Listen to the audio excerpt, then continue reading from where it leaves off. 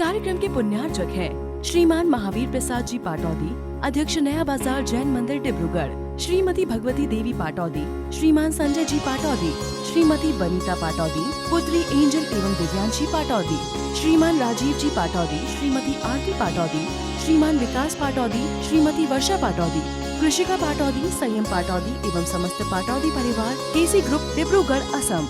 इतना जैनियों पर विश्वास था, इतना लोगों का जैनियों पर विश्वास था कि जैनी ने बोल दिया है कि ये हम वापस कर देंगे, तो बिल्कुल पत्थर की लकीर है। यहाँ तक भानु प्राचीन काल में जैन लोगों की गवाही सर्वश्रेष्ठ मानी जाती थी। जैन ने गवाही दे दी मतलब फाइनल है, बिल्कुल सत्य। और ऐसे ऐसे और जितने भी राजा के खजांची होते थे वे सब जैन होते थे। इतने ईमानदार होते थे, बात के जवान के एकदम पक्के होते थे। कह दिया तो कह दिया। रायचंद एक व्यक्ति हुए, रायचंद बड़े स्वाध्यायी प्रेमी धर्मात्मा व्यक्ति थे, हीरे के व्यापारी थे। उन्होंने सौदा किया और सौदा जैसे किया, अब देखो जिसका पुण्य तेज होता है मट्टी को खरीदता है, सोना बनता है। ऐसे कई जीव हमने देखे जिन्होंने मट्टी के मोल में वस्तु खरीदी, जब तक बिकी नहीं थी जब तक उसकी कीमत मट्टी ही थी, और जैसे ही वो खरीदी वो भैया उसकी रेट बढ़ गई। और ऐसे लोग भी देखे हैं कि करोड़ों की कीमत थी, जैसी खरीदी करोड़ों की कीमत हो गई। बेचारे लोग। हमारी दीक्षा हुई है 8 नवंबर को। कब हुई हमारी दीक्षा? 8 नवंबर को, ठीक है ना। तो एक बार नोटबंदी हुई 2016 में, उस दिन की तारीख थी 8 नवंबर। तो उस दिन कुछ लोग बहुत खुश हो रहे थे और कुछ लोग बहुत दुखी हो रहे थे। जिनने दे दिए थे वे चल रहे थे, बच गए अपन तो दे दिए, अपन ने सब सल्टा दिए। और जिन्होंने नहीं दे पाए थे, ले लिए थे, वे रो रहे थे कि हमने कहां से ले लिया, अब इसको क्या करें, इसको क्या करें। तो रायचंद बड़े पुण्यात्मा जीव था। उसने जैसी हीरों का सौदा किया, जैसी हीरों का सौदा हुआ, और अगले ही दिन हीरों के दाम आसमान छूने लगे। जिस व्यक्ति से सौदा किया था वो भी बढ़िया धर्मात्मा व्यक्ति था, जैन व्यक्ति था, धर्मात्मा व्यक्ति था, और आसमान एक नहीं दो नहीं हर दिन बढ़ते जा बढ़। अब वो सोचा चलो कल ले लूंगा, अब याद कल घट जाएगा तो ले लूंगा, सौदा कर तो लिया है, दे दूंगा, पर 1-2 दिन। और जैसे जैसे वो रुकता जाए, एक दिन रुके तो और 2 दिन, जैसे शेयर मार्केट होता है ना, देखा ना आपने कि आदमी खरीदने की सोचता है कि आज खरीद लेता हूं, लेकिन कल और बढ़ जाता है। फिर सोचता है कल खरीदूंगा, सोच सकता है कम हो जाए थोड़ा, कल और बढ़ जाता है। और जब बेचने की बारी होती है ना, सोचता है आज बेचता हूँ तो घट गया, सोचता है कल बेच दूंगा थोड़ा सा और घट जाता है, फिर सोचता है परसों बेच दूंगा तो पता और घट जाता है। जब बेचने की बारी आती है तो घटता घटता दिखाई देता है, और जब खरीदने की बारी आती है तो बढ़ता बढ़ता थे। ऐसे ही अब उसने सौदा तो कर लिया। अब सौदा कर लिया तो सोचता है कि देना तो पड़ेगा, तो थोड़ा रुक के आज कल खरीद के दे दूंगा, थोड़ा भी कम घाटा लग रहा था उसे। उसने एक दिन और टाला और रेट बढ़ गई, 2 दिन और टाला और रेट बढ़ गई, 3 दिन और टाला और रेट बढ़ गई, और रेट इतनी बढ़ चुकी थी कि उसकी हैसियत से बाहर हो गया खरीदना। सौदा कर चुका है, माल दूसरे खरीद को उसको देना है, सौदा सस्ते का है, और खरीदना इतना महंगा हो गया कि अपनी जमीन भी बेच दे, घर भी बेच दे, तब भी वो सौदा नहीं पटा पा रहा था। इतना महंगा सौदा होगा। अब लेकिन जबान की कीमत है, रायचंद को जबान दिए तो दूंगा, लेकिन दे कैसे। इस चक्कर में जो मंदिर आता था उसका मंदिर आना बंद हो गया। सही है भैया, जो पानी वाले लोग होते हैं जिनके पानी है ना, तो फिर वो शर्म के मारे निकलते नहीं हैं। और एक होते हैं बेशरम टाइप के लोग, बिल्कुल कितना सबका खा लेते हैं तब भी मुँह ताव देते हैं, जैसे बड़े अमीर आदमी ही है। दुनिया का कर्जा ले लेके नहीं, दुनिया का कर्जा ले लेके नहीं अपना घर चला रहे हैं, और कोई मांगता है हाँ भाग थोड़ी ना जाए, दे देंगे। ऐसे बड़े लाट साहब हैं, कई लोग हैं दिखेंगे तुम्हें, पैसा ले भी लिया, और जब ले रहे थे तब तो ऐसे भिखारी जैसे मांग रहे थे, भैया दे दे, मैं 2-4 दिन बाद दे दूंगा, 5 दिन बाद दे दूंगा, 10 दिन की मदद कर दे, 10 दिन बाद दे दूंगा। उस आने वाले को दया आ गई, उसने मदद कर दी, भैया 5 लाख रुपए ले ले। और अब वो है नहीं है, 10 दिन बाद दे दूंगा, 5 दिन बाद दे दूंगा, ऐसे करते करते सालों निकल गए।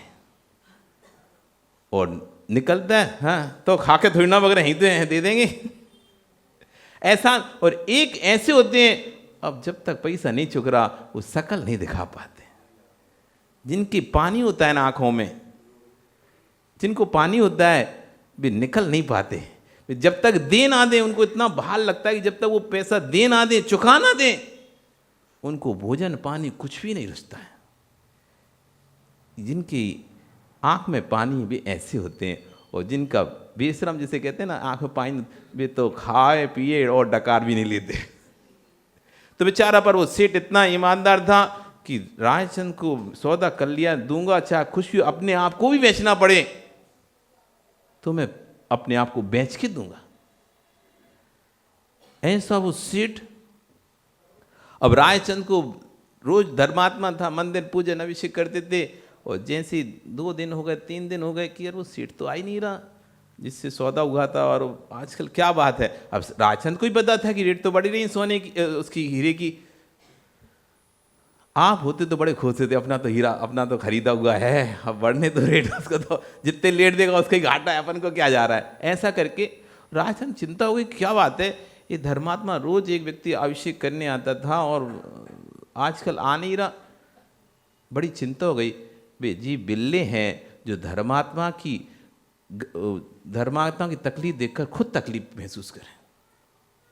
नहीं तो व्यक्ति जगत में ऐसा है, दूसरे को तकलीफ देकर अपने आप को खुश महसूस समझता है। कोई धर्मात्मा यदि तुम्हारे से तू मैं हो जाए, अगले दिन वो नहीं आए ना, तुम्हारे आज शांति है, अच्छी नहीं आया।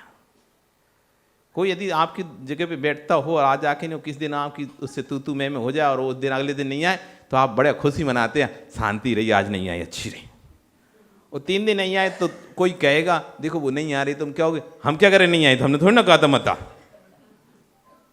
हमारी क्या गलती नहीं है, नहीं है। ऐसा सोच के हम और ऐसे कर देते हैं, जबकि धर्मात्मा होता है वो सोचता है ना धर्मो धार्मिक ही बिना, धर्मात्मा के बिना धर्म नहीं होता है। यदि एक धर्मात्मा भी कम होगा तो मेरे धर्म की हानि हो जाएगी, एक धर्मात्मा भी धर्म से टूटेगा तो मेरा धर्म हीन होता जाएगा, कम होता चला जाएगा। धर्मात्मा धर्म से नहीं टूटना चाहिए। यदि किसी कारण से धर्मात्मा जो रोज मंदिर आता था, प्रतिदिन पूजन करता था, नहीं आ रहा 2 दिन से 3 दिन से, तो जो सच्चा धर्मात्मा होगा वो पता करेगा बात आखिर क्या है, क्यों नहीं आ रहा, तबीयत तो ठीक है, घर में कोई परेशानी तो नहीं आ गई है, क्या कारण है जो रोज आने वाला व्यक्ति आना बंद कर दिया। रायचंद जी ने पता किया, पता चला कि आपसे जो सौदा किया था उस सौदे की कीमत इतनी बढ़ चुकी है, इतना बढ़ चुका है, माल अब खरीद ही नहीं पा रहा, और आपको नजर कैसे मिलाए आपसे, यदि मंदिर आएगा तो आपसे नजर कैसे मिलाएगा, इसलिए उसने मंदिर आना बंद कर दिया। रायचंद जी जब पता चला उस सेठ के घर पहुंच गए, वो तो हाथ में करारनामा लिए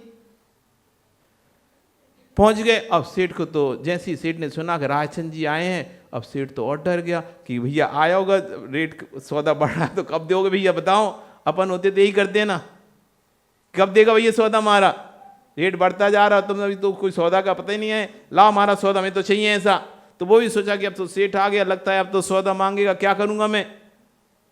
पर आएगा तो आया, उसने बढ़िया सम्मान से आवभगत की रायचंद की, और उससे कहा आप बिल्कुल भी चिंता ना करें, मेरी जवान है, मैंने बोल दिया है, चाहे खून का आखिरी कतरा भी क्यों ना निकालना पड़े, मैं आपका सौदा चुका दूंगा, आप बिल्कुल निश्चिंत रहें। रायचंद जी कहते ओहो, इसी सौदे की बात कर रहे हैं ना, हाँ इसी सौदे की बात कर रहा हूं, ये लो, और 2 टुकड़े कर दिए उस कागज के। रायचंद दूध पीता है, किसी का खून नहीं पीता है। रायचंद दूध पीता है, किसी का खून नहीं पीता है। इस एक टुकड़े के चक्कर में तुम 3 लोग के नाथ को छोड़ दिए। इस टुकड़े के चक्कर में तुम 3 लोग के नाथ से दूर हो गए। ऐसा सौदा नहीं चाहिए जिससे तुम 3 लोग के नाथ से दूर हो जाओ। आज से सौदा कैंसिल। और उसने फाड़ कर टुकड़े कर दिए। तुम रोज भगवान का अभिषेक। कहने का आश्रय यहां पे बता रहे हैं कि पहले जैनियों की कीमत क्या होती थी बात की, जबान की। तो जम्मू कुमार के माता पिता ने कहा हमने तो जबान दे दी है राजा को, कि सेठों को, कि तुम्हारी बेटियों से शादी मैं अपने बेटे की करूंगा। पहले का जमाना ऐसे तो छोटे में ही शादी का तय कर देते थे। तुम्हारी बेटी तो हमारा बेटा, हमारा बेटी तुम्हारा बेटा। शादी होगी, बड़े होकर उनकी शादी कर दी जाती है। जबान की कीमत होती थी। अब चाहे गोरा निकले चाहे काला निकले। हाँ, कई शादी ऐसी होती थी पेट में ही हो जाती थी। यदि तुम्हारा लड़का हुआ तो हमारी लड़की, और हमारा लड़का तो तुम्हारी लड़की। अबे काले हो गोरे हो कैसे ही हो कोई फर्क नहीं पड़ता, हो गई जवान हो गई, कह दिया तो कह दिया। तो उन्होंने अपने बेटे से कहा तुम्हें अपने पिता का सम्मान रखना पड़ेगा। बेटा कहता है ठीक है पिताजी, मैं आपका सम्मान रखता हूं, मैं शादी करूंगा लेकिन एक शर्त पर, अगले दिन मैं दीक्षा ले लूंगा। आप उन कन्याओं से पूछ लो, जिन कन्याओं को शादी करनी है उन कन्याओं से पूछ लो कि एक दिन के लिए शादी करना है तो ठीक है। खबर भिजवाई गई, सीटों को भिजवाई गई। सीटों ने कहा भाई हमें तो नहीं करनी है ऐसे लड़के से शादी, जो अगले दिन चला जाएगा हमारी बेटियां तो रोएंगी, क्या करेंगे। लेकिन बेटियों ने कहा नहीं नहीं नहीं पिताजी, हमने तो जिस दिन आपने बात चलाई थी, जिस दिन हम तय करा था, उस दिन हमने उनको अपना पति स्वीकार कर लिया था, इसलिए शादी तो हम उनसे करेंगे। एक नहीं 4-4 सेठों को खबर पहुंचाई थी, 4-4 कन्याएं थीं, सबको खबर पहुंचाई। सबने कहा कि नहीं हमने तो उनको अपना पति स्वीकार कर लिया और हम तो शादी करेंगे। और पिताजी आप चिंता नहीं करो, हम उनको रात भर में मना लेंगे। कौन ऐसा सूरवीर है जो स्त्री के बाणों से ना विधे। हम रात भर में उनको मना लेंगे, आप तो शादी कर दो। कहीं नहीं माने तो हम भी उसके साथ दीक्षा ले लेंगे। या तो रात भर में वो हमारे रंग में रंग जाएंगे, नहीं तो हम उनके रंग में रंग जाएंगे। 2 में से कोई एक रंग चढ़ेगा, पर चढ़ेगा जरूर। शादियों की सेनाइयां बजने लगी, ढोल नगाड़े बजने लगे, बारात आ गई, शादियां हो गई। शादी के बाद विदाई हो गई, कक्ष में पहुंच गए।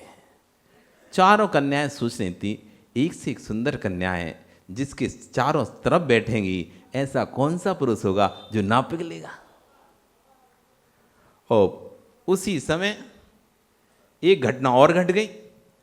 एक चोर को पता चल गया कि इस सेठ के यहाँ भी शादी हुई है और बहुत सारा दहेज आया है, धन बहुत पैसा आया है, इतना पैसा आया है कि बहुत ज़्यादा पैसा आया। चारों सेठ कन्याएं थीं, उनके पिता ने खूब पैसा दिया है, सोच के चोरी करना चाहिए, आज रात मौका बढ़िया है।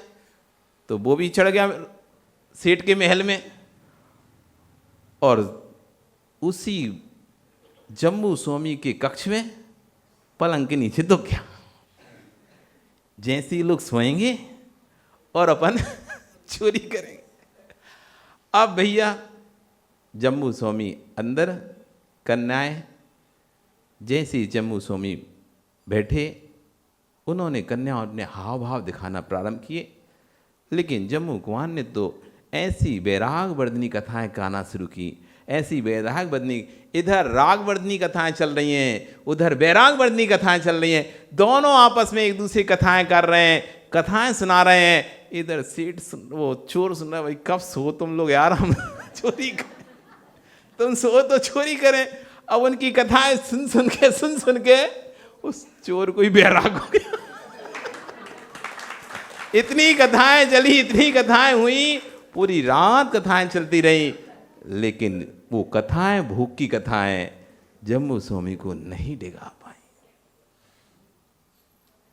और जब प्रातः सूर्योदय हुआ, सब सोच रहे थे, बाहर माता पिता कान लगा के सुन रहे थे कि अब क्या होगा, अब क्या होगा, अब क्या होगा।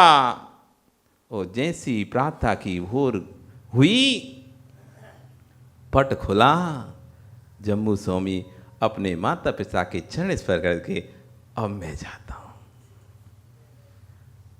अब माता पिता भी क्या रोकें, सर तो पहले सी हो गई थी, क्या रोकें। वो चला गया, चारों बहुएं आई, सास ससुर के पैर छूती हैं, माँ हम भी जाते हैं। हाँ तक तो ठीक है। अब इसके बाद एक आदमी और निकला। अब जैसे वो निकला तो वो माता पिता चौंक गए, ये कौन। अरे बेटा था, बहुएं थी कमरे में, चौथा पांचवा आदमी कहां, छठवा कहां से आ गया। और उसने भी पैर छुए, सेठ जी मैं भी जाता हूं। तो सेठ जी का रुक रुक रुक, तू है कौन। और अंदर कर क्या रहा था कि क्या बताऊं सेठ जी, मैं तो आया था चोरी करने। सुन के रखा था बहुत माल आया है, बहुत गहने जेवर बहुओं ने पहने हैं, सोचा था कि जब ये उतार के रखेंगी रात में तो सारे सपा चट कर जाऊंगा। लेकिन क्या करूं, पूरी रात इन लोगों की बातें सुनते सुनते मुझे भी बैराग हुआ, मैं भी दीक्षा लेने जाता। एक सुबह, एक रात ऐसी थी जहां चोर चोरी करने के लिए बैठा हुआ था, वो कन्याएं रिझाने के लिए बैठी हुई थी। और अगली जब भोर हुई तो कहां भोग में फंसने वाले योगों में चले गए, कहां भोगों में जाने वाले योगों में चले गए। ऐसी एक भोर अपनी भी हो, ऐसी एक सूर्योदय ऐसा भी हो भोला जी, जिस दिन तुम कह दो अब बस हो गया। क्या पन्ना लाल जी, कब तक भ्रम में जियोगे। सब भ्रम है, मत उठो, बैठे रहो, भ्रम है सब। कहाँ ही उठ रहे हो, उठना है तो ऐसे उठो फिर कभी बैठना ना पड़े। ऐसे उठो, ऐसे उठो फिर कभी बैठने की इच्छा ही ना हो, फिर सीधा विहार ही करो, निज में विहार करो, निश्चय से निज में विहार करो। और व्यवहार से शहर शहर, गांव गांव, डगर डगर, मुनिबन डोलू नगर नगर, ऐसे विहार करो। क्या महावीर जी, कब तक डिब्रूगढ़ तिनसुकिया डिब्रूगढ़ तिनसुकिया करोगे। एक दिन ऐसा सूर्योदय हो, डिब्रूगढ़ भी मेरा नहीं, तिनसुकिया भी मेरा नहीं। पर को छोड़ना कठिन नहीं, पर को छोड़ना कठिन नहीं। उपवास करने की अपेक्षा ध्यान करने में अनेक निर्जरा होती है। उपवास में तो पर वस्तु को छोड़ा जाता है, लेकिन ध्यान में निज को निज से जोड़ा जाता है। छोड़ना कठिन, करना कठिन नहीं है, नहीं करना बहुत कठिन है। करना कठिन नहीं है, नहीं करना बहुत कठिन है। पन्नालाल जी, एकदम बैठ तो जाओ सीधे, हाथ नहीं हिलाओ, देखो फिर मटके, फिर हाथ नीचे कर लिया, फिर ऊपर कर लिया, ऐसे बैठ गए देखो गुरु के सामने। अब हाथ दे, फिर नीचे कर लिया, मतलब हंस रहे हो, मुस्कुराने लगे। इस कार्यक्रम के पुण्यार्चक थे श्रीमान महावीर प्रसाद जी पाटौदी, अध्यक्ष नया बाजार जैन मंदिर डिब्रूगढ़, श्रीमती भगवती देवी पाटौदी, श्रीमान संजय जी पाटौदी, श्रीमती बनीता पाटौदी, पुत्री एंजल एवं दिव्यांशी पाटौदी, श्रीमान राजीव जी पाटौदी, श्रीमती आरती पाटौदी, श्रीमान विकास पाटौदी, श्रीमती वर्षा पाटौदी, कृषिका पाटौदी, संयम पाटौदी एवं समस्त पाटौदी परिवार, केसी ग्रुप डिब्रूगढ़ असम।